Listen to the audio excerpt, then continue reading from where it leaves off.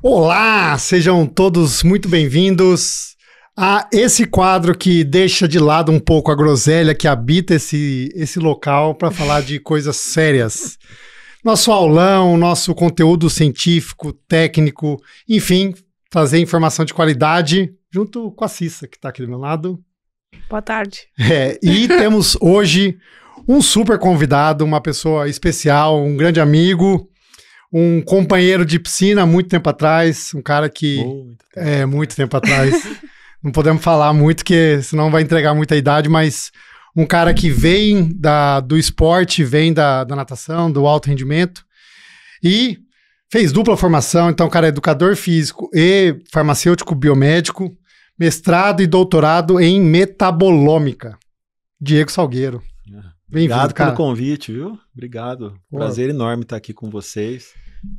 Cara, vamos logo à primeira pergunta. Cissa, eu já vou fazer a primeira pergunta ou você quer fazer? Vai ser a mesma pergunta, tenho certeza. A primeira pergunta? É. Explicar pra gente exatamente o que é metabolômica. Metabolômica. A gente não combinou. Legal, vamos lá.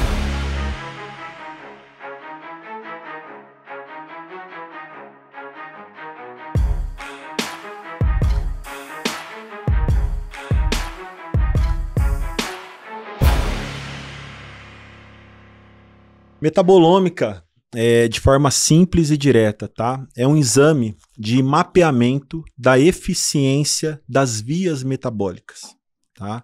É como se a gente captasse toda a sequência de reação que ocorre durante as vias metabólicas. Então a gente mapeia via de glicólise, via de aminoácidos, via de beta-oxidação, né? E qual que é a vantagem disso aí? É saber onde estão os pontos ou as janelas de oportunidade que a gente pode mexer, tá? E como que a gente mexe? Diferentes formas, né?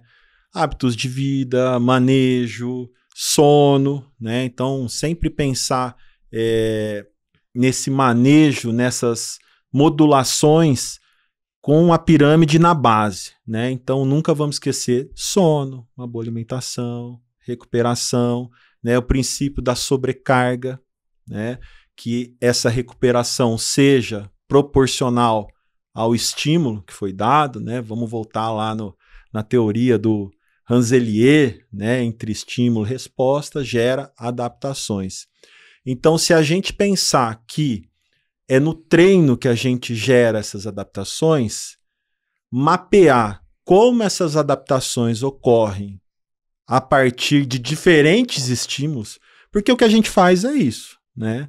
A gente vai lá e joga um monte de estímulos diferentes, né? Seja com componente físico, técnico, psicológico, né? Que o atleta suporta e geram adaptações, uma resposta.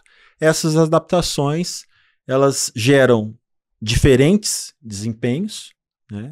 E que a gente espera que aumente o nosso tempo do triatlon, que melhore o tempo da corrida, né? Então, é nesse sentido que a metabolômica pode ajudar o atleta, e não só o atleta, mas também o praticante de atividade física, né? As pessoas com comorbidades, né? Hoje a gente tem bastante estudo mostrando predição de doenças crônicas com a metabolômica, então a gente consegue mapear metabólitos que daqui 3, 4, 5 anos estão associados a maior incidência de risco cardiovascular, de diabetes tipo 2. Então, assim, é uma ferramenta que veio realmente para revolucionar a fisiologia, a medicina e principalmente a nutrição. Acho que como, né? Como que é feito esse mapeamento Estamos na transição do pensamento. Eu ia falar, cara, como exatamente? Que legal, que bom que gerou aí uma reflexão. Espero que possa contribuir aqui para vocês. Claro. Como, né? Basicamente através de biofluidos, tá? E é muito interessante porque a gente pode ter biofluidos não invasivos. Então, a própria urina, né, o próprio suor, né? São amostras biológicas que geram metabólitos, tá? O que são metabólitos? são os produtos finais ou intermediários das reações que ocorrem. Então, eu falei da glicólise, só para explicar para o pessoal aqui, que é a oxidação, a metabolização dos carboidratos, né? Nossa principal fonte, a primeira ali, né? Tirando a fosfocreatina, né? Em alta intensidade, mas aqui mantém o exercício anaeróbio, lático. A gente tem a via de beta-oxidação, de oxidação de gorduras. Então, se eu tenho uma via de beta-oxidação mais eficiente, né? Eu consigo ser mais econômico no meu gesto esportivo, na minha prova. Então, eu consigo gastar menos energia e durar mais tempo com maior intensidade. Só que nós mapeamos outras vias, né? Então, a gente entra em vias do metabolismo do intestino, de microbiota intestinal. Hoje a gente sabe o tanto que ela influencia, né? Na energia, né? Na produção, no eixo intestino-cérebro, né? A gente olha muito para pessoas com depressão, com problemas e distúrbios mentais, sempre tem um componente do intestino afetando essa pessoa. Então a gente consegue mapear, por exemplo, metabólitos como triptofano, né? A via do triptofano, ela é uma precursora de serotonina, né, de catecolaminas, né, tão importantes, né, para a modulação do humor, né, do sono, né, o produto final é a melatonina, né, então você vê muita gente buscando de forma não deliberada, né, a melatonina e tomando, e muitas vezes a longo prazo, né, sem prescrição, e aí sente alguns efeitos adversos, né? Como, por exemplo, uma ressaca quando acorda, né? Não sei se você sente. Cara, eu já ouvi, não, eu não, mas tem relatos de pacientes, principalmente de uso crônico ou altas doses. Né? Por que isso acontece? Basicamente por um princípio na bioquímica que é a partir do feedback negativo, tá? Então, quando você chega com um caminhão de melatonina ali no organismo do paciente, o corpo ele é inteligente, ele busca o princípio da homeostase. Ora, se está chegando tudo isso aí, para que eu vou, na minha via do triptofano, de serotonina, produzir a melatonina? Então, o que muito ocorre nessas vias, né, é um desvio, né, é um desequilíbrio orgânico, né? E muitas vezes essa via do triptofano ela vai tomar uma outra rota, né? Pode ser, por exemplo, a rota do metabolismo da quinurerina, que é um intermediário da via do triptofano. Só que essa via ativada, ela é mais neurotóxica. Essa down regulation, né? É o quesito da down regulation. O corpo está ao tempo todo buscando homeostase, né? E essa homeostase tem que ser modulada da melhor forma possível. Cara, assim, ouvindo você falar, parece papo de gente maluca, velho. Parece esoterismo, né? Cara, assim, só deixando bem claro, assim, é algo completamente técnico-científico. Isso tem um embasamento... Mas não era a proposta? Sim. Não, exatamente essa, isso, cara, né? assim. Eu acho que é algo que é a bioquímica pura, né? Vou tentar explicar de uma maneira simples. Isso. Tá? A metabolômica para você que está nos ouvindo aí.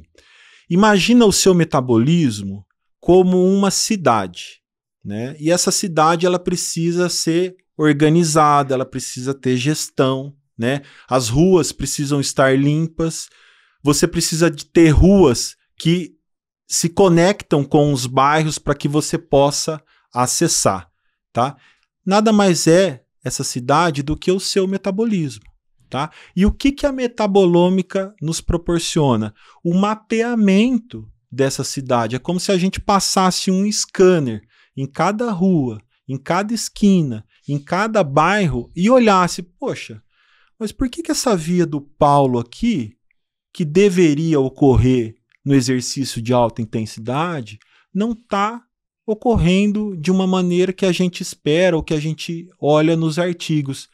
Nossa, parece que tem uma outra via alternativa que visa recuperar ou proporcionar uma energia que essa via, talvez por estar congestionada, talvez por falta de cofatores, né? Então a gente sabe muito bem, por exemplo, de forma muito simples, o que é um cofator, né? Podem ser vitaminas, são moléculas necessárias para que a reação aconteça, né? Então a gente sabe que, por exemplo, para a entrada do piruvato, né, no ciclo de Krebs, para ele virar acetil-CoA, a gente precisa de algumas vitaminas do complexo B. Então, vitamina B1, B2, B3, né, ácido alfa-lipóico, né? Então, quando a gente olha e enxerga algum down regulation ou um up regulation, isso ocorre muito, tá? Principalmente com pessoas com uma ingesta alta de calorias, né? O corpo se adapta de alguma forma, tá? E isso a gente consegue olhar de forma muito clara, tá? De uma forma assim holística, eu diria, né? Onde a gente tem a integração dos sistemas e dos metabolismos energéticos, de neurotransmissores, de microbiota, com o cérebro, né? E olhar para isso e tentar, baseado em sinais e sintomas, ou em performance, né, do atleta, a gente tentar otimizar. Eu tenho uma dúvida só, que você explicou isso da cidade, mas aí temos todo o nosso metabolismo. A gente tem que escolher na metabolômica, por exemplo, que área que eu quero mapear, porque não sei se tem alguma forma de mapear tudo. Tem várias áreas, tudo integrado dentro dessa cidade. Mas quando você parte para avaliar de fato, a gente escolhe o que a gente quer. A gente tem dois tipos de análise. Um mapa. Né? A gente tem, inicialmente, a gente faz o que a gente chama de análise no target, né? Uma análise sem alvo. Realmente a gente pega a quantidade máxima de metabólitos. Então, assim, eu tô falando de centenas de metabólitos em um único só exame. Legal. De saliva ou de urina ou do próprio plasma, soro, né? Então são formas que a gente tem no músculo também, a gente faz a metabolômica, tá? E a partir daí, hoje, conhecidamente, nós temos alguns metabólitos mais interessantes, né? E aí é o que a gente fala que é a metabolômica target, ou seja, que a gente vai num alvo certo. Então, a gente pode olhar tanto de uma forma não direcionada, como uma forma direcionada. A questão é que tanto das duas formas a gente tem inter-relações entre esses metabólitos e vias metabólicas. Agora eu vou falar uma coisa que vai chocar vocês. Uma? Eu tô chocado desde o começo, velho. E é algo assim que nos últimos 2 a 3 anos, né, eu estudo metabolômica há 10 anos, fiz meu doutorado com metabolômica em militares, justamente para estudar a fadiga, né, que é numa população assim que o problema lá é o excesso, né, de treino. Sim. Então são 3, 4, 5, 6 dias sem comer, porque faz parte do treinamento, em instruções de sobrevivência na selva, no mar, e com aditivos e estímulos de pressão, né? Para que o militar suporte, porque ele vai trabalhar na guerra, né? Então, assim, todo treinamento tem que ter esse preparo, e a gente estudou esse pessoal, né? Os principais achados dos últimos 2 a 3 anos que me impressionaram foi que a gente achava que os metabólitos, eles eram os produtos das reações. Mas, na verdade, parece que eles são moléculas sinalizadoras. Uhum. Eles têm um sinal, eles mudam, eles alteram o metabolismo. Como que isso ocorre de forma prática? Principalmente, por exemplo, o upregulation, né? Então, se você tem um excesso de um determinado metabólito, por exemplo, da via da glicólise, quando você tem excesso de ATP, o que acontece com os primeiros metabólitos do ciclo de Krebs, tá? Que é a nossa usina nuclear de energia, onde a gente produz ATP. Você bloqueia uma enzima chamada citrato sintase, que é uma das primeiras do ciclo de Krebs. Imagina você bloquear uma roda de produção de NAD, de NADH, que gera elétrons lá na cadeia transportadora de elétrons. Isso acaba com a sua energia, né? E a gente tem visto muito isso, né? Com o excesso de ultraprocessados, né? O mundo moderno, com essa oferta fácil de iFood, né? Então, a maioria das pessoas, elas, né, sedentárias principalmente, elas fazem um consumo muito grande. E isso afeta a produção de energia. E eu preciso de produção de energia para produzir hormônio, eu preciso de ATP para fazer síntese proteica, né? Eu preciso de ATP. ATP é a moeda de troca, né? É como se os americanos, os chineses e os japoneses viessem no Brasil e aqui para eles fazerem as coisas, eles precisam trocar a moeda deles, o ian, o dólar, pelo real, né? E independentemente de qual via ou qual banco eles fazem essa troca, se é na via oxidativa, no carboidrato, na fosfocreatina, eu preciso no final gerar ATP. E quando a gente tem esses desequilíbrios dessas moléculas, elas emitem sinais, tá? Sinais que vão alterar toda a cascata de reação e toda essa integração dos sistemas. É por isso que a gente tem visto aí os REDs, né? A falta de energia, muito por conta desses desequilíbrios que ocorrem no nosso organismo. Cara, tem várias perguntas, porque você tocou em vários pontos. Minha primeira pergunta é, o lactato é um exemplo dessa sua explanação sobre algo que a gente achava que era um metabólito ou era uma resultante que causaria toda uma quebra do sistema e possivelmente é um sinalizador? Massa isso, né? Durante muito tempo ele foi visto como vilão, né? Um agente de fadiga.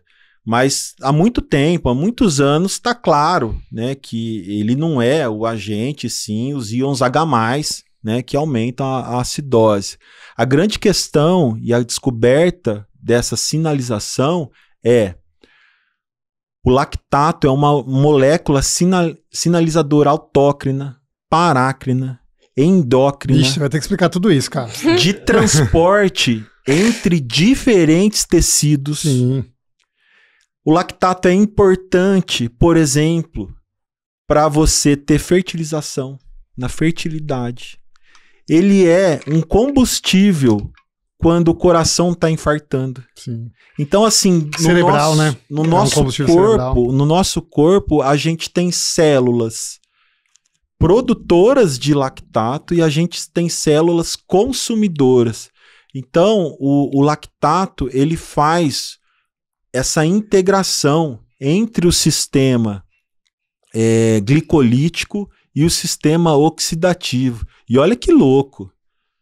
Antigamente a gente achava que a via da glicólise terminava no piruvato, né?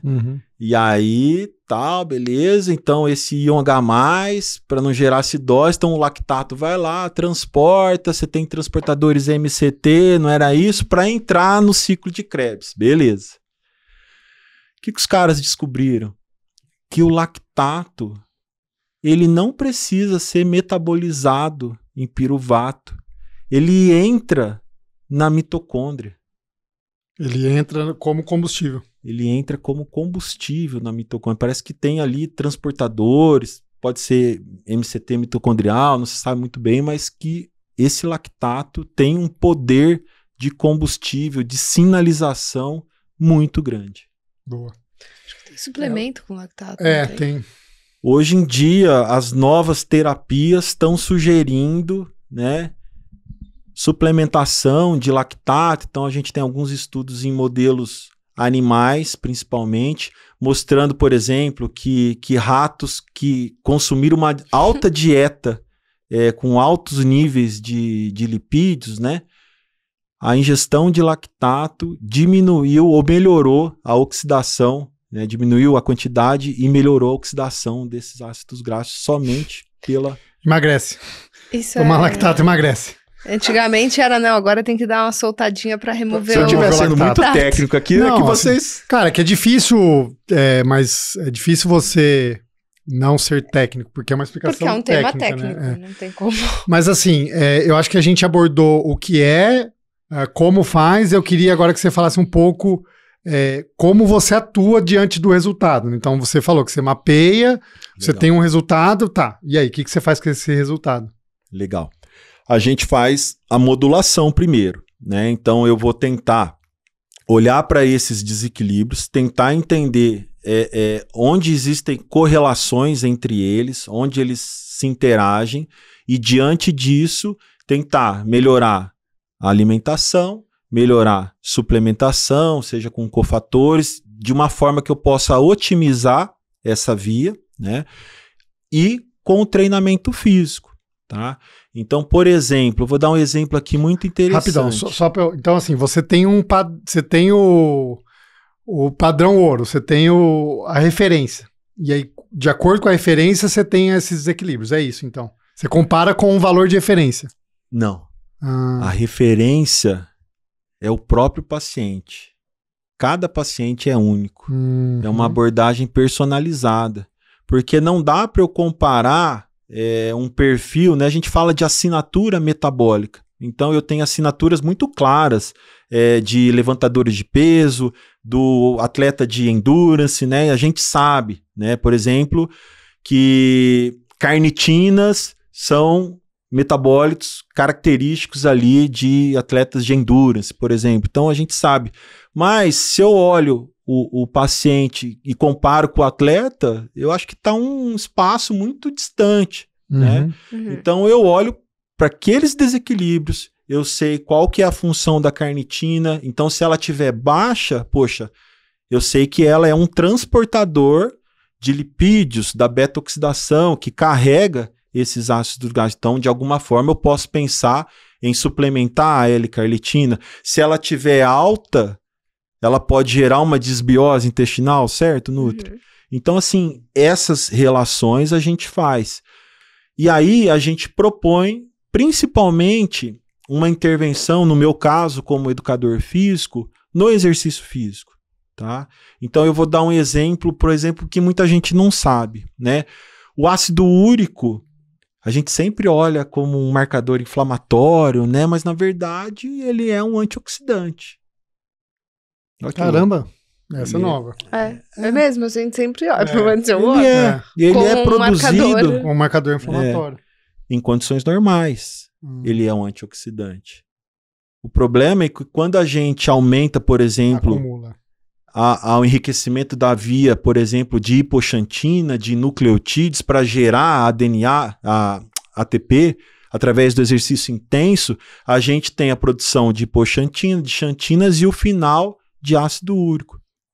Então, será que uma pessoa com um ácido úrico mais alto, será que o exercício intenso ou de alta intensidade é o mais recomendado para ela? Então, sabe, essas sacadas, né, ajudam a personalizar o exercício e, com isso, potencializar as vias, né? Então, por exemplo, se eu tenho uma pessoa, eu trabalho muito com a parte de exames fisiológicos, né? Inclusive, o Doc aqui já tá indo pro terceiro. Fez do Manuel, do Reinaldo. Assim, fala de gente importante que você fez aí. Não, que isso. O Doc é um monstro aqui. Inclusive, um dos caras com mais lavagem de lactato, né? Remoção, produção e remoção, que eu já avaliei, assim, algo impressionante. E que a gente vem acompanhando a evolução, monitorando os treinos, a gente conversa bastante e tem um potencial muito grande. Potencial, tá vendo? É um talento perdido. Eu não quero gerar aquela peso, aquela cobrança, né? Promessa. Uma eterna promessa. Mas a gente sabe do potencial, porque não é o Diego falando, né? Não sou eu falando. A gente não tem essa característica personalística para interpretar o dado. É o seu resultado, é o seu metabolismo, né? Então é realmente isso, tá? Poucos atletas conseguem chegar nesse estágio, que mostra aí anos de prática. Quanto tempo você já vem nessa guinada aí? Mas o fato é o seguinte, que durante os testes, a gente consegue mapear principalmente essa oxidação de substratos, né? A gente consegue sincronizar com o comportamento em diferentes limiares, tá?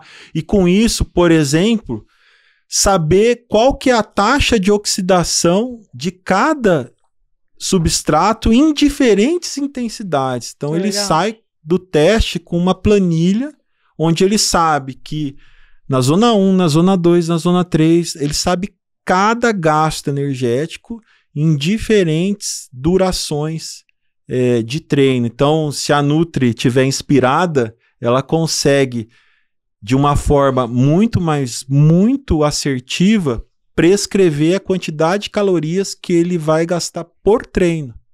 Tá?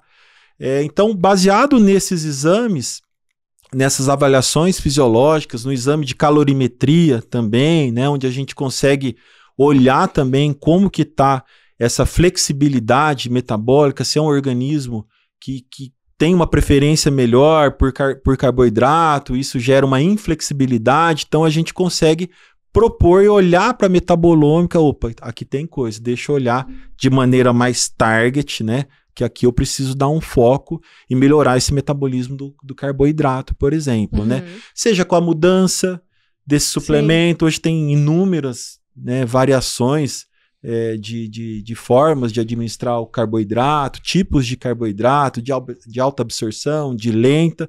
Então a gente consegue, através da metabolômica, entender realmente qual é o melhor suplemento para esse atleta. Sim. Legal. O ponto que eu queria tocar é o seguinte: essa avaliação, esse screening, né, esse teste, ele é indicado para todo mundo? Eu indico hoje para todos. Tipo, atleta que está começando, atleta de alto rendimento, quem não está treinando, quem está olhando só para longevidade. Para quem está vivo nessa terra, eu indico. Eu vou marcar o meu. Boa. E no final, assim, o que eu achei bem interessante é esse ponto de você falar que no fim você vai olhar para a base, que é a alimentação. Você vai, enfim, conversar com a Nutri. Eu acho que a gente tem pacientes aí que fizeram teste. A conduta do Diego cara, deixa eu falar com a Nutri, porque, enfim, precisa orientar alguns caminhos, mostrar alguns caminhos possíveis, mas é alimentação, sono e treinamento, né? Então... É uma ferramenta que auxilia na tomada de decisão, sabe? Eu faço questão de um trabalho multidisciplinar, né? Então, alguém para prescrever a dieta, nada melhor do que a Cissa, que é nutricionista, e ela pode somar o trabalho, porque ela sabe as melhores fontes, ela sabe qual alimento tem mais biodisponibilidade, aquele metabólico que precisa ser absorvido, qual o momento, qual a hora, né? Então, assim, é algo que transcende realmente a prática atual, né? Porque você olha o organismo... Peraí que agora eu até me confundi aqui, pessoal. Nós estávamos onde? Estava falando da Nutri, da prescrição. Você estava falando você dá o resultado para a Nutri. Você dá o resultado para a Nutri, aí a Nutri sabe exatamente o time. Biodisponibilidade. Eu ia falar uma coisa legal aqui, que eu acabei perdendo a linha de raciocínio. O que dá... A minha pergunta foi, tipo, beleza, você faz e passa pra Nutri. Aí você falou, então eu passo pra Nutri, porque ela... Na base. Isso. Na base, foi isso. Realmente, então, o alicerce, ele é o primeiro ponto a ser trabalhado. O que eu gostaria de frisar aqui é o seguinte: não há nada mais poderoso para criar tantas adaptações benéficas como o exercício físico. Que isso vale um corte, senhor Dre. Coisa linda. Vou repetir. Não há nada mais para criar tantas adaptações benéficas quanto o exercício físico. Tá?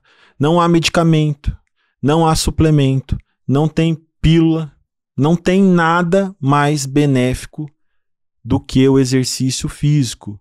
Ou seja, muitas vezes nessa pressa, nessa ânsia de querer melhorar, de querer performance, a gente vai atrás de pílulas. Mas se a gente não corrige a base, do que adianta?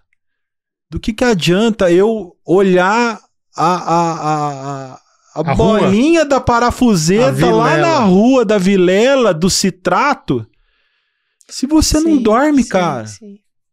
Se você não tem um sono regenerador, se você não consegue recuperar do seu treino, se você chega depletado para treinar, né? Então hoje a gente sabe daquelas janelas de oportunidade, né, Cissa?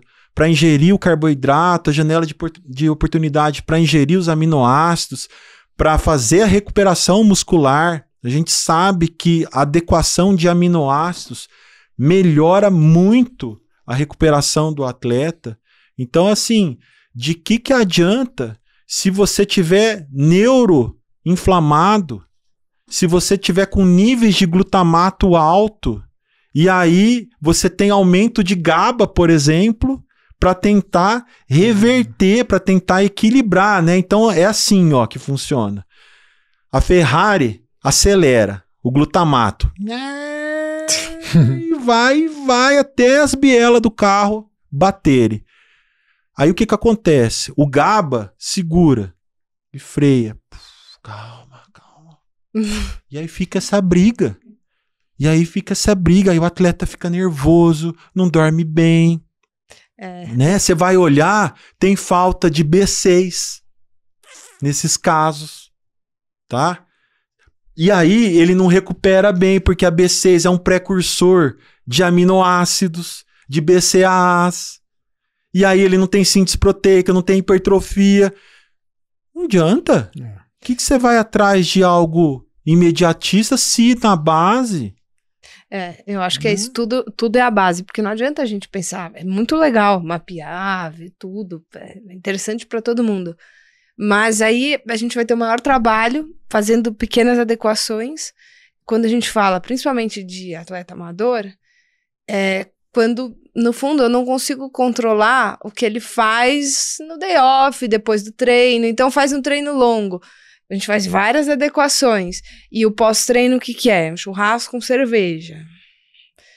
Então, o que adianta os pequenos detalhes se a base não tá ajustada, né? Porque... Tem alguma coisa aí que não tá certa. Né? E não, eu acho que isso é uma dificuldade, porque a gente fala de amador, né?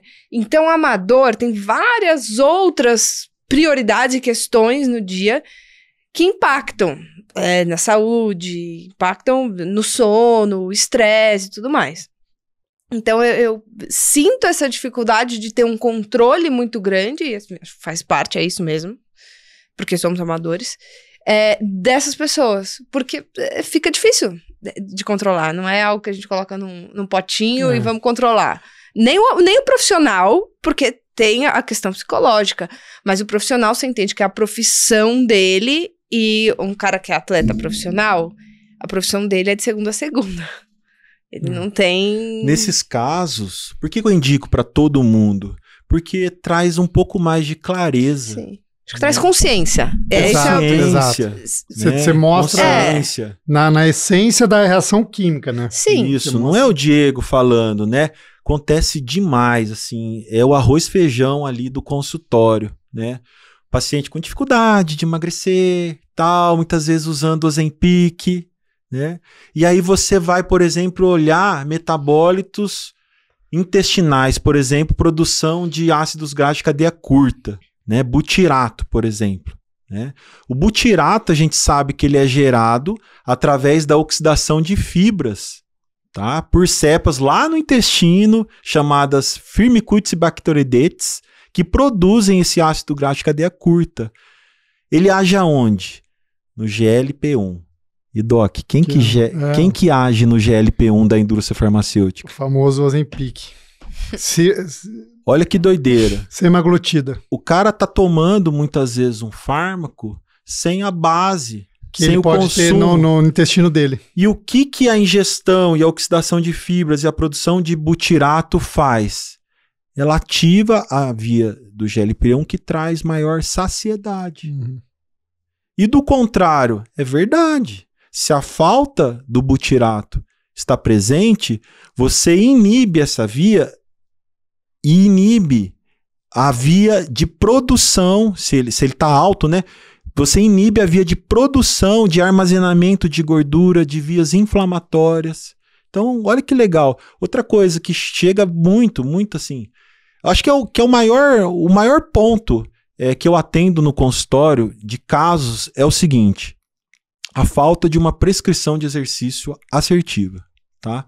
A falta de uma prescrição de exercício assertiva é hoje o grande problema que eu vejo nos consultórios. A pessoa com dificuldade de emagrecer, já está vindo com Ozempic, já está chegando e tal, e muitas vezes você olha o treino dela, ela está fazendo aquele arroz e feijão lá.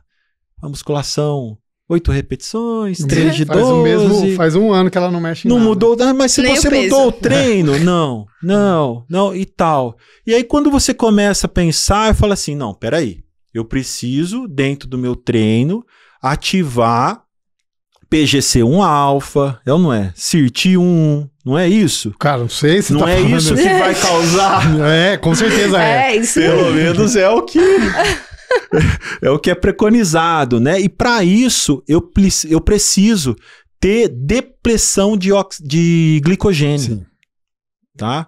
Para ativar PGC1-alfa, né? Que vão ser... PG1-alfa é prostaglandina alfa-1, né? Isso. Para ser moléculas sinalizadoras de beta-oxidação, tá? Então, como que eu consigo isso? Com treinos de maior volume, né? Então, aquele 12, 10, 8 que a pessoa faz muitas vezes rapidinho para tirar foto e aí passa 1 minuto, 2 minutos para começar a outra série. Gente, a recinto já aconteceu, já passou o time, né? Então essas adequações de treino são muito assertivas e realmente você vê a melhora. A pessoa daqui 1 mês, 2 meses retorna, ela emagreceu, ela ganhou massa muscular.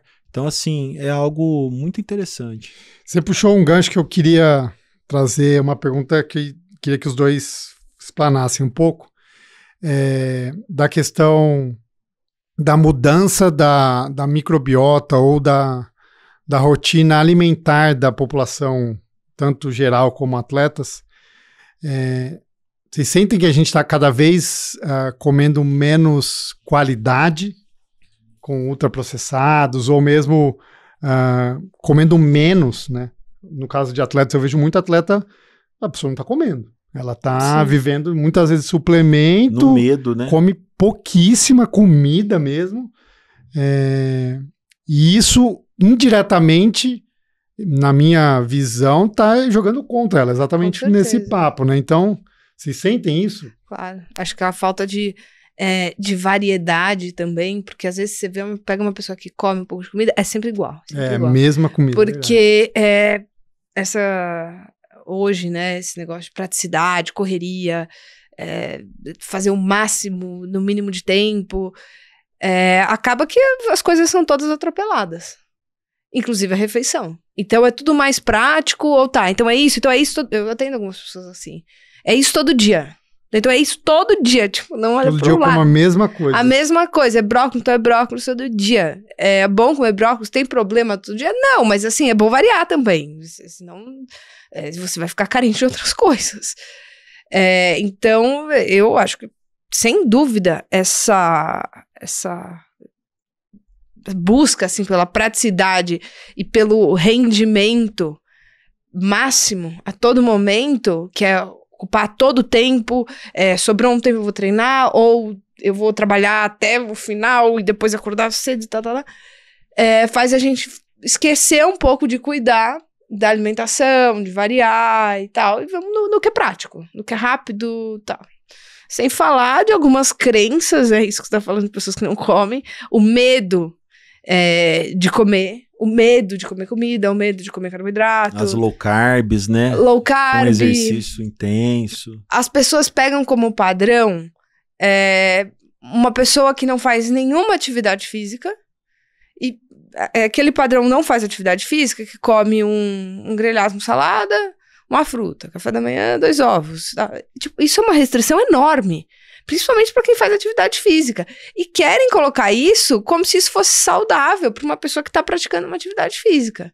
Com o tempo, o que acontece? Você tem um déficit calórico muito grande por muito tempo, pode causar REDS, e aí vai desencadeando vários problemas, que também, depois que a gente diagnostica, leva um tempo para restabelecer a normalidade. Tudo que é em excesso, né? Tudo que é os opostos, eu acho que não é o caminho, né? A gente sabe, por exemplo, de dietas, né? Na Sardenha, lá nesse pessoal que faz dieta mediterrânea, por exemplo, né? Baseada mais em estilo de vida, né? Mora na praia, então faz mais consumo de ômega 3. Tem esse Blue Zone que chama, que são essas cidades, eles mapearam 8 cidades de no centenários, mundo, né? E o estilo de vida é o grande fator determinante. Então as pessoas trabalham menos, né? Tem um nível de estresse menor, né? Isso gera menor nível de estresse oxidativo, né?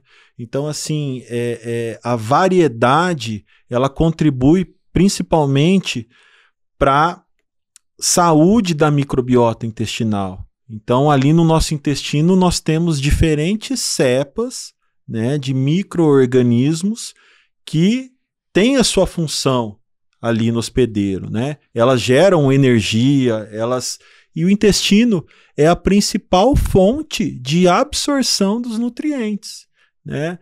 Então, quando você não tem uma barreira de mucosa bem formada, né? Se você está com ativação inflamatória, se você está em períodos de treinamento intenso, onde a permeabilidade da membrana ela aumenta, então isso prejudica a absorção. E se você tem restrição, se você tem falta de alimento, se você faz dieta low carb, por exemplo, você estressa o teu organismo, né? Ele sente a falta, né? E com isso você tem a geração de vias ali, né? De estresse oxidativo, de mecanismos inflamatórios.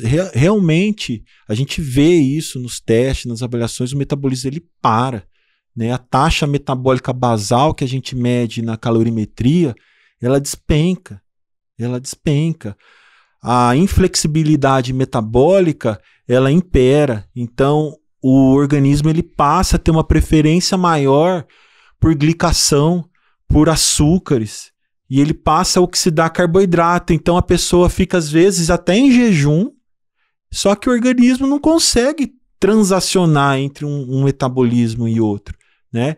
Então, a mensagem que eu quero deixar aqui é: a gente tem que buscar a eficiência, mas sem bitola, né? Sem exageros, porque o exagero ele leva, por exemplo, ao overtraining, ele leva à depressão, a doenças psíquicas. Então, assim, a gente tem que saber se equilibrar e curtir o processo. Eu acho que o grande barato é curtir o processo, é tomar a consciência. Acho que o primeiro ponto da mudança, ela ocorre com a tomada de consciência. Porque se você não sabe, qualquer caminho te serve. Se você sabe, né? Se você não sabe o que está acontecendo com o seu corpo, gente, eu tenho casos assim impressionantes de pessoas que passaram por dificuldades na vida, depressão e aos poucos, sem mudança, corrigindo o alicerce, as bases, a gente faz, suplementa, vai aos pouquinhos, né? E assim, a pessoa está super bem, tá? Então, eu acho que é por aí o caminho. Mas, Diego, assim, quando a gente está falando agora aqui de extremos, de excesso, né? Mas, se a gente olhar para dentro, né? Eu acho que o esporte de endurance, ele é um excesso. né? Então, assim, esporte de alto nível. Treinar 10, 15, 20 horas por semana, a gente tá no excesso. Ou fazer uma dieta low carb é um excesso. Ou num Ironman consumir 1,5 kg de carboidrato é um excesso. Né? Que a gente até estava discutindo aqui isso antes. Vamos botar 120 gramas de carboidrato por hora, tá? Você vai demorar 10 horas para fazer a prova, são 1,2 kg de carboidrato. O ponto é, como a gente corrige isso? Será que talvez o equilíbrio esteja em você, tá, eu vou para um excesso aqui, mas eu regulo isso, faço um down regulation, up regulation, ou seja, eu equilibro com outros cuidados. É esse o caminho, assim? Ou, sei lá. Porque é isso que eu enxergo. Porque fica claro que é um excesso, né? Fica claro que o corpo ali... Gente, isso a gente sabe. No Ironman, que o corpo tá ali...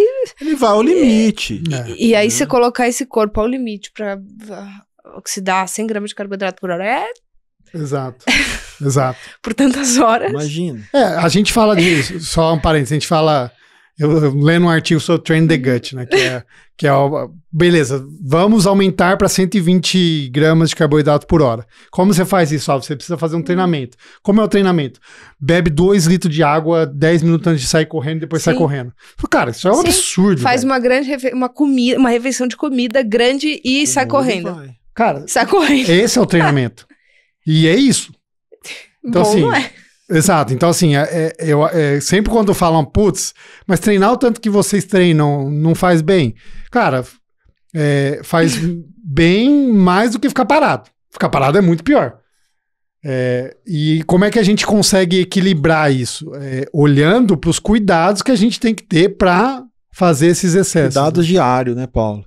Eu vou lá no alicerce para responder essa pergunta. Em repouso, a gente gasta 20 vezes menos de consumo de energia do que no exercício intenso.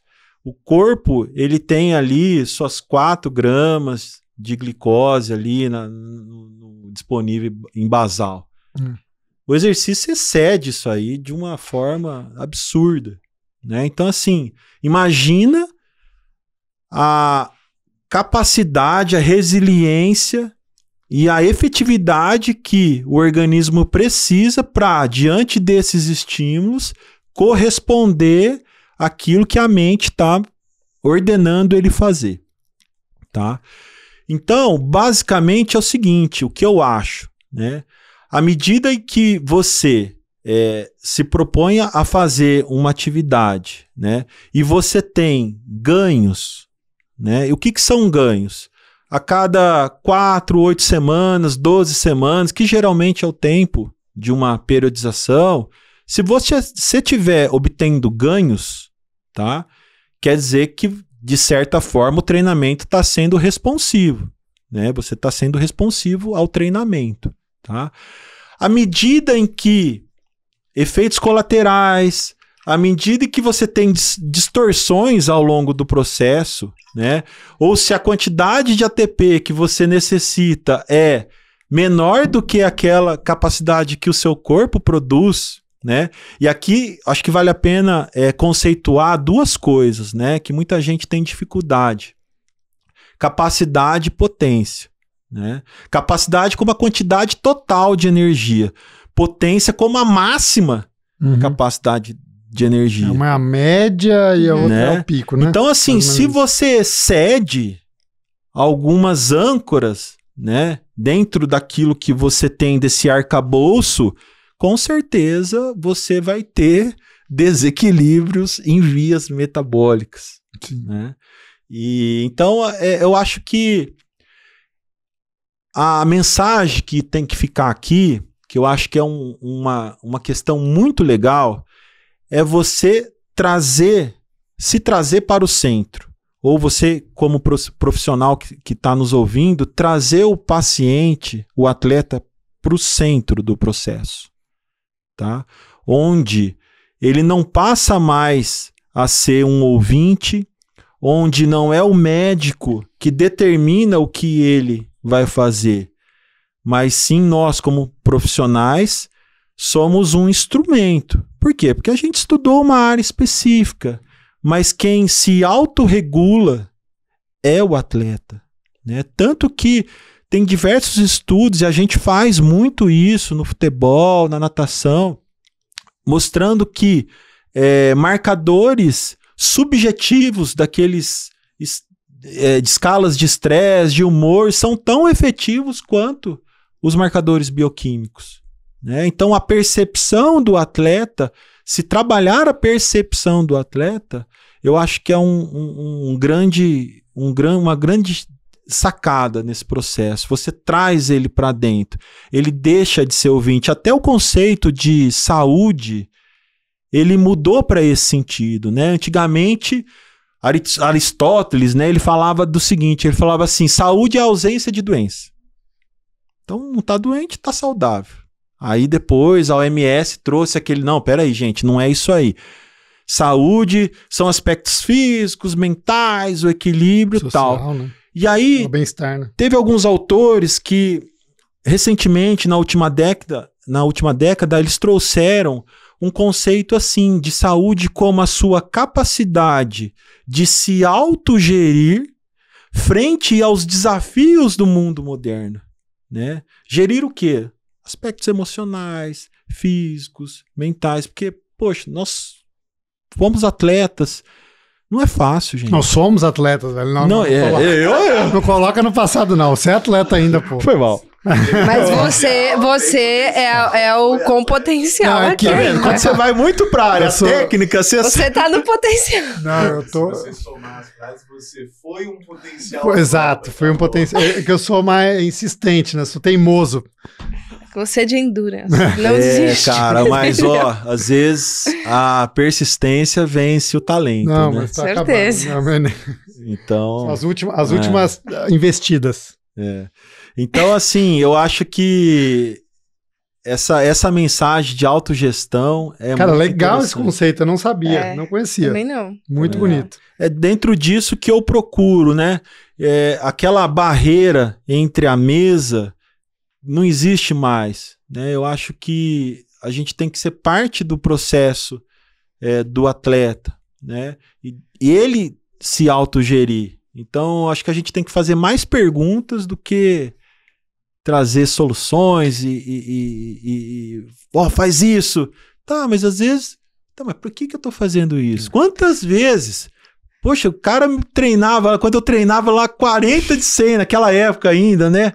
O treinamento mudou muito. Você se questiona, mas por que eu tô fazendo isso? Né? Se você não sabe o porquê, não tem a confiança, essa relação técnico-atleta não tá muito estreita, a nutricionista sabe, te conhece, como...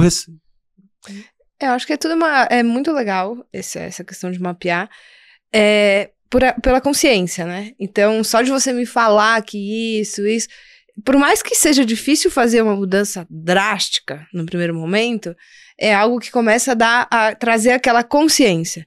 Como eu tava pensando, né, esses anéis, monitora o sono e tal, bom, mas meu sono é ruim mesmo e posso fazer nada. Mas começa a usar o anel, você começa a prestar, nossa, será, sabe, acho que é um alerta de consciência. E a gente como profissional, também, muitas vezes, muito mais do que a minha prescrição ali da dieta, às vezes o paciente fala isso, né, é a conversa na primeira consulta, porque é um toque aqui, levantar um alerta ali, que faz com que a pessoa vire a chave e comece a prestar atenção. Então, até muitas vezes, você me contando o que você tá fazendo, você começa a entender como você tá fazendo errado. Você não para pra pensar o quão errado você tá fazendo. Tá no automático, né? Então, acho que essa consciência e, mais importante de tudo, nós como profissionais, acho que treinador, todo mundo, é se colocar no lugar do paciente. O que é possível? Porque também falar pra ele que ele não deve fazer o esporte que ele faz não é opção. Não. Então, o que é possível dentro da rotina dele, que trabalha das 7 às 7, treina, sono, tá? Então, isso se colocar no lugar, eu acho que é essencial. Primeiro... Um ponto interessante nesse cenário que eu vejo hoje é todo mundo olhando para alta ingestão de carboidrato. Então, para eu fazer uma prova, eu preciso... E aí, a gente tem visto aí um desespero, né? Nas provas, aquela cena horrível. Por que isso acontece? Porque determinado atleta que performance é muito diferente. Que só faz isso. É muito diferente o alto nível do amadorismo. Vamos, convenhamos. Então, assim, as pessoas, elas olham, comparam, então fulano fez 120, 140. Nossa, então eu tenho... E começa a utilizar. Só que eu acredito muito nas métricas, tá? Porque as métricas, elas nos ajudam na tomada de decisão. É aí que está a diferença. Como que você interpreta a métrica? Como que você olha para tudo aquilo ali e dentro daquilo ali enxerga realmente janelas de oportunidade, né? A gente faz isso muito na natação, principalmente do que eu chamo na avaliação ouro, né? Na padrão ouro, que é o monitoramento do treino. Então, se a gente sabe que é no treino que a gente gera as adaptações, eu monitorar através de métricas o treino me garante que eu estou sendo mais assertivo com aquilo que eu prescrevi. Né? E olha para aquilo e fala assim, poxa, legal, dentro daquilo ali eu consegui cumprir, não, eu respondi totalmente diferente. O que a gente mais vê, Paulo? Por exemplo, maratonistas de águas abertas. Os caras fazem séries de 50 de 100, séries, e assim, high level e aquela rodagem, esporte individual, difícil, tal, hora que vê, o cara tá nadando em A1. Não tá na zona, né? Sendo uma série que era pra ser...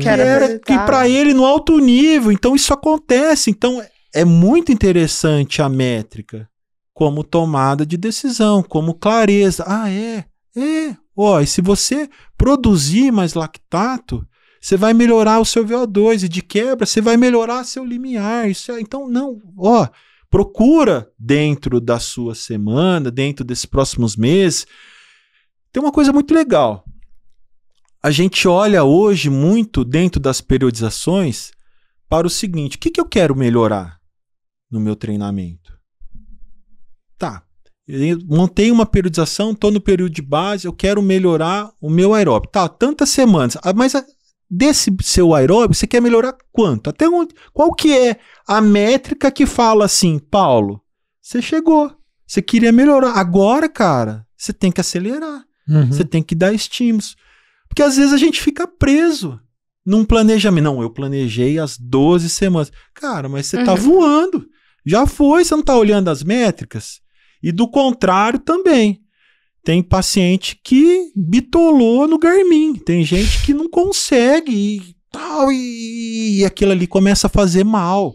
Né? Porra. Não é ou não é? Garmin, porque eu não cumpri, porque não apareceu o verdinho ali e olha pro Training Peaks como se aquilo... O Garmin tá falando que eu tô destreinando. Fosse o determinante. Hoje em dia isso é um fator que atrapalha muito. Então assim, tem muita informação. E eu acho que pouco foco. Eu acho que você trouxe um ponto, Diego, que é a gente ser um instrumento de informação para a tomada de decisão do paciente. Isso para mim é muito claro e a gente está concorrendo com o algoritmo do Instagram, velho. E isso é complexo, né? A gente está concorrendo com o TikToker que entendeu como é que o negócio funciona. Então, essa produção de conhecimento e você mostrar dados, números, fala, cara, não sou eu que estou falando, é o seu corpo que está falando, através de um teste de VO2, através de um teste de lactato, através da metabolômica, através de uma prescrição de suplementação e alimentação que muda, aí você começa a convencer, porque antes era, tá aqui a sua prescrição, vai lá e faz. Hoje em dia tá, isso aí é o que você acha que eu tenho que fazer. O que eu vou fazer depende não só do que você está falando. Você está falando, meus companheiros de treino estão falando, meu relógio está falando. O Instagram está falando. A blogueiro, enfim, o atleta profissional falou também, porque hoje em dia também tem isso, né? Então, os atletas profissionais mostram a vida deles, então eles mostram o que eles estão comendo, o que eles estão suplementando, quanto é o teste de lactato dele. E aí, a gente pode ficar aqui reclamando, ou a gente pode exatamente criar ferramentas para conseguir convencer o nosso paciente, porque no fim das contas o que a gente quer é que o paciente fique bem, né? Que ele confie na gente e a gente consiga estreitar esse laço, e desse laço a gente consiga fazer com que ele tenha saúde, com que ele performe, enfim. O legal da metabolômica o legal da metabolômica é que ela tem uma profundidade maior, né? Então, por exemplo, a gente consegue olhar para um metabolismo e entender que ele está fazendo gliconeogênese, beta-oxidação, que ele está fazendo ketólise, que ele está fazendo gluconeogênese, que ele está tirando energia de tudo quanto é lado, né? Do fígado, produzindo glicose. Por quê? O exercício é muito intenso. E geralmente as queixas que os atletas trazem bate com aquilo que a gente está vendo no exame. Então, deixa de ser o Diego. Ah, legal, cara. Olha isso aqui. Parece que se a gente ajustar um pouquinho a coisa, e muitas vezes é um manejo. Olha que tonteira, mas funciona. Pacientes que são mais glutaminérgicos, né, com dificuldade de sono e tal, eu gosto muito de um manejo que deita ele na cama e coloca os pés para cima. E fica ali um tempo, 20 minutos, 30 minutos. A gente fazia muito isso aí, né, quando chegava. Perna pro alto. Perna pro alto. Mas nada mais é do que uma ativação de sistema parasimpático. Sim, é. Ou seja, se eu quero... Calma, vamos respirar, baixar, preparar para o sono. E é interessante, porque os caras, eles falam assim... Pensando foda, que horas que eu vou fazer isso. Exatamente. Eles falam assim, ó... Nossa, eu comecei a ter um sono e começou... Mas o despertar da consciência... E, não é melatonina, não é... Teve um triatleta recentemente que eu atendi, advogado, e advogado faz muita reunião, né? E aí eu fui ver com dificuldade no ciclo de Krebs, a coisa não estava funcionando legal, tal, não. Falta de ATP.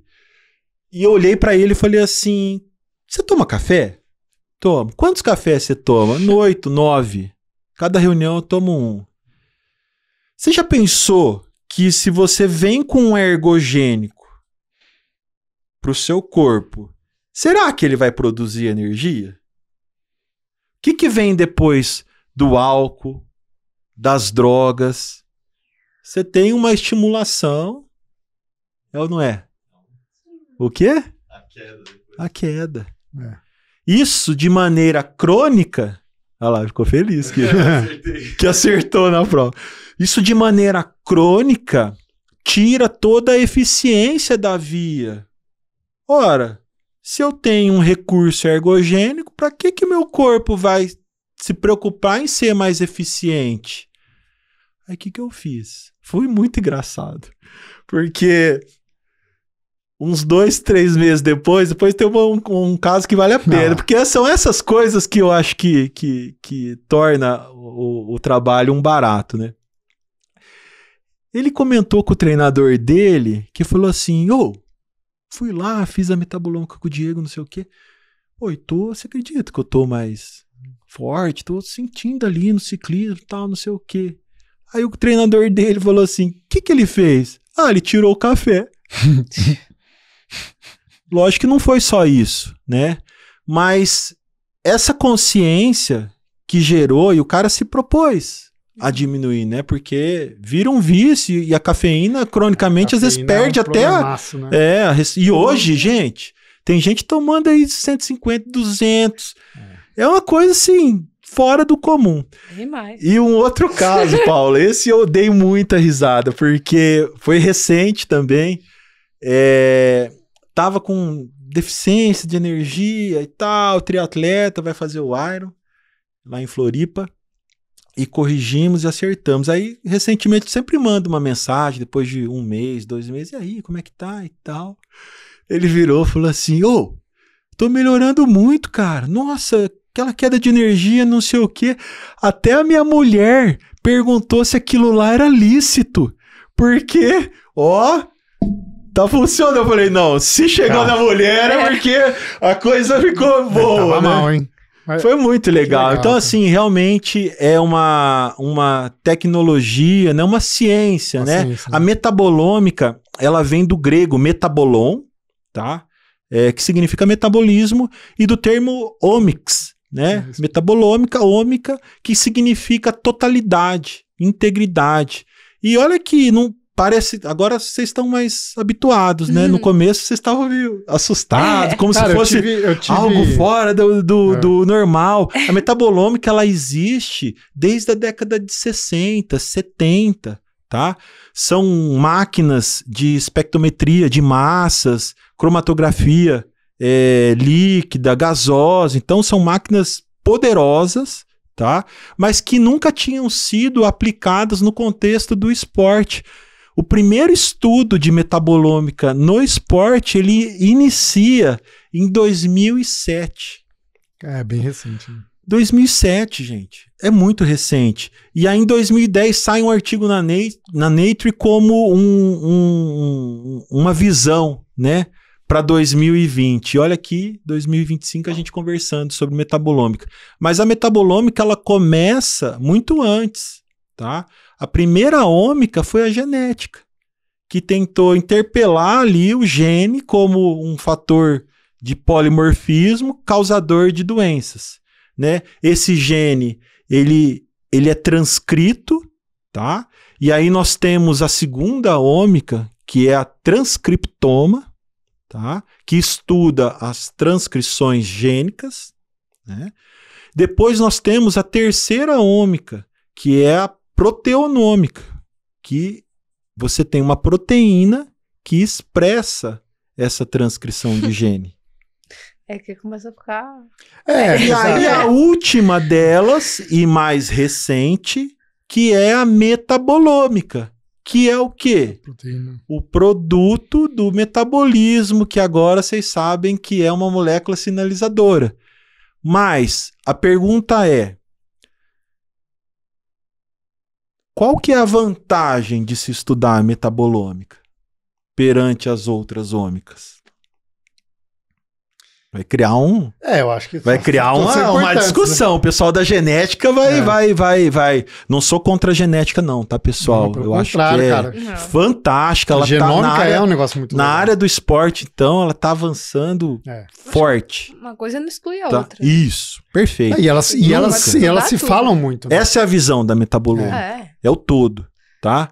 Mas a grande vantagem é porque a metabolômica se associa mais ao fenótipo. E você consegue intervir, né? E você consegue A intervir. genômica também, mas...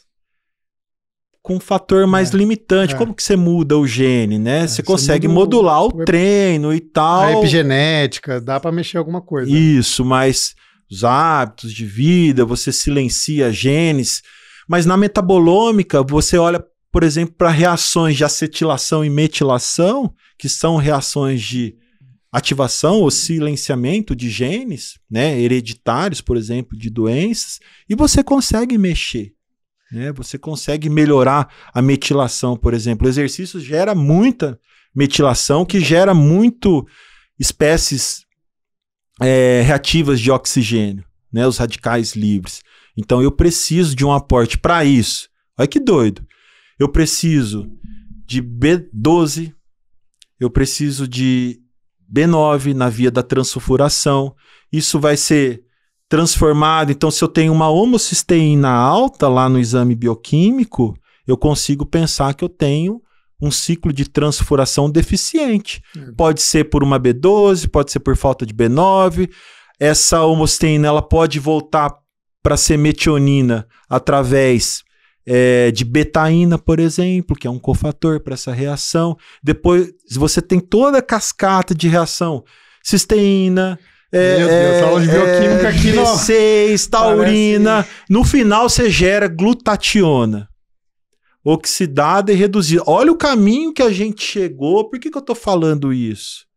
Porque, às vezes, um bom hábito é muito mais importante. Então, olha tudo que a gente consegue mexer. Sim. No final, você tem duas principais substâncias que são as glutationas, né? Que elas são oxidadas e reduzidas. Então elas ficam brincando ali para combater esses radicais livres.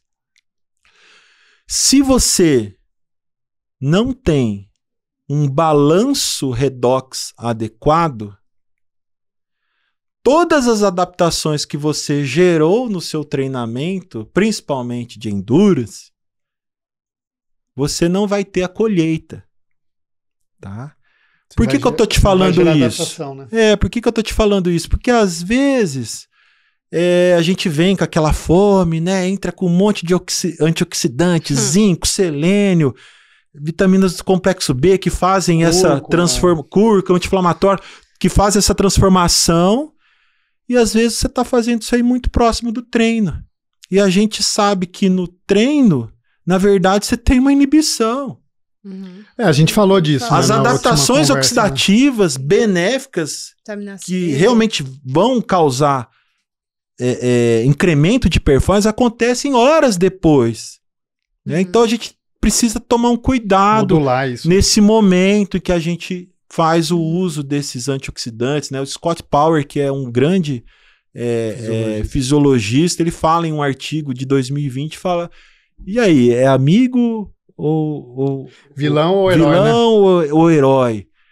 Mas parece, e aí que entra a nutrição, parece que se você fizer isso através dos alimentos, parece que o potencial é maior. Você consegue modular mais. Né? Via alimento, dificilmente você vai ter essa inibição da adaptação ao treino, porque as quantidades... Olha que legal que ela você consegue então, modular a absorção, né? Você não deixa de tomar suco de laranja porque vai atrapalhar a adaptação ao treino. Pelo amor de Deus. Claro que não, mas você deixa de tomar um suplemento com 1 grama de vitamina C porque vai atrapalhar a adaptação ao treino, principalmente num período específico de treino. Então... Perfeito, é isso, né? E aí com o seu conhecimento, através da metabolômica, você consegue manejar tudo isso. Você não precisa... Outro dia, eu vim com um paciente, chegou lá no consultório, e ele veio, juro, cara, tudo que você conhece de suplemento tinha lá. Isso é a nossa E tinha rotina, uns que nem... Bem-vindo. Mas desse eu assustei. Esse foi assim... Campeão. Cara, esse eu não... Esse aí, cara, é a alegria da loja de suplemento. E aí, o cara entra, ele estende ou da farmácia de manipulação. Aí, no final, a gente fez o teste de metabolômica, todos os sinais batiam com as vias, só que eu trouxe ele pro centro. Né? Falei, e aí, o que você quer fazer? Aí ele virou pra mim, e honestamente ele falou assim... Tá funcionando desse jeito. E eu tenho o Ironman de Floripa daqui a alguns meses. Falei, legal. Vamos ver o que a gente então pode... Você falar, joga tudo isso fora, né? O cara... Não. É o que a Cissa falou. Mudança drástica não funciona. A pessoa vai tomando consciência e o principal, o que impera ao final? Resultado. Se você entregar resultado, gente, paciente vai continuar, vai seguir. Sim, pra gente ter resultado, por exemplo, na dieta, a gente precisa ter adesão. Então, eu preciso motivar o paciente, convencê-lo a seguir. Se ele tiver adesão, eu fizer um bom trabalho, vai dar resultado. Acho que é um resumo bem por cima da metabolômica pra gente, né, pra nós como profissionais. São mais alguns pontos, e aí uns pontos importantes de ferramentas para convencer ou para conscientizar o paciente, isso, presta atenção. E aí não sou eu falando, eu acho, porque eu acho não serve para nada. Tem ali uma ciência por trás. E isso gera uma conscientização que também nos ajuda em termos de adesão. Total. É adesão, porque resultado é adesão. Se você pega um bom profissional, faz um bom trabalho ao treinamento e tudo, é adesão. Cara, que isso, velho. Meu Deus, minha cabeça tá desse tamanho, velho. É muita informação, Diego. Muito legal. Cissa, eu vou fazer eu sempre falo para quem entra em reunião com o Diego, com o Papote, que é professor da USP, que é parceiro do Diego, eu falo, cara, toda vez que eu converso com esses caras, eu tenho certeza que eles vieram do futuro, assim, sabe? Os que eles vieram, eu falo, cara, beleza, lá vai acontecer tudo isso. A gente tem que falar um dia de hipóxia. Cara, assim, é muita informação, mas Diego, cara, muito obrigado, veio lá de Ribeirão para gravar com a gente. Poxa, prazer enorme, pessoal. Na verdade, eu que aprendo cada dia mais aqui e certo de que é só uma curtição aí desse processo. Obrigado pelo convite. Espero ter trazido um pouco mais da prática da metabolômica, né? Essa ferramenta é muito interessante, tem nos ajudado aí, não só com atletas, mas com praticantes de atividade física, pessoas com comorbidades e a melhorar a qualidade de vida. Cara, a gente vai estar junto, né? A gente vai estar junto no Ironman. Vamos lá, vamos estar junto. Tem o simpósio do Ironman, né? Vai ter uma sessão só da Z2. Vai ser para profissionais de saúde, mas também para o público geral. A gente vai estar na sexta-feira de manhã, nós três lá para falar de metabolômica. Quem sabe eu apresento uma novidade lá também. Pô, legal. E falar dos testes, né? A gente testou lá os meninos e da evolução. Diego, deixa aí seus contatos, enfim, cara. Acho que é legal o pessoal. Como é que o pessoal faz pra... Como é que faz esse... A Cissa quer saber direto, que ela já vai marcar o dela. Como é que faz? Eu também? Vamos fazer. Bora. Bom, eu tenho minhas redes sociais, né? Diego Salgueiro, @Diego Salgueiro. E é isso. Podem me contatar por lá, né? Eu tô no programa Meu Doc também. Né? Sou parceiro do programa Meu Doc. Verdade. Estou em Ribeirão. Lá a gente realiza os testes de performance metabólico, né, no esporte. E a gente tem o teste de triatlon, né? Que foi um teste aí muito comentado, muito bem aceito por esses praticantes aí, onde a gente conseguiu integrar as 3 modalidades em uma avaliação. Então a gente faz em um único teste a natação, o ciclismo e a corrida. E a partir dele, a gente entrega para o treinador através de uma devolutiva, a gente senta, apresenta, né, os resultados e as oportunidades que a gente enxerga de melhora, né? Mais uma vez, com um efeito ali de tomada de decisão, auxílio ao treinador e ao atleta. Tá? A gente faz calorimetria também, lá em Ribeirão, o teste de metabolômica e estamos chegando agora forte com a hipóxia também. Legal. Excelente. Pessoal, é isso. Obrigado. Isso. Cara, obrigado. Obrigado. Baita papo. Mesmo. Valeu. Valeu.